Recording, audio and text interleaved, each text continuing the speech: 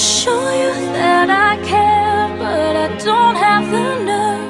I wanna say I love you, but I can't find the words. I wish that you could know how I really felt all of this time. But no matter what I do, you can't see the sign.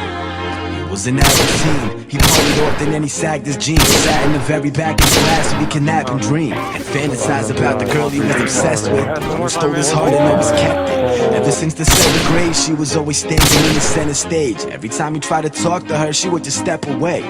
She never spoke to him, it didn't matter, cause Billy never liked the chit-chat. So what if a little passive? To him she was attractive. He could sense a massive personality, perfectly by the way she acted. She wrote poems for the paper every month. It was the lines on the page that had him falling in love. But he never told his friends, they would say that he was crazy. So no one ever found out that Billy liked Amy. He just gracefully endured being blatantly ignored. But sooner or later Billy wouldn't take it anymore. I wanna show you that I care, but I don't have the nerve.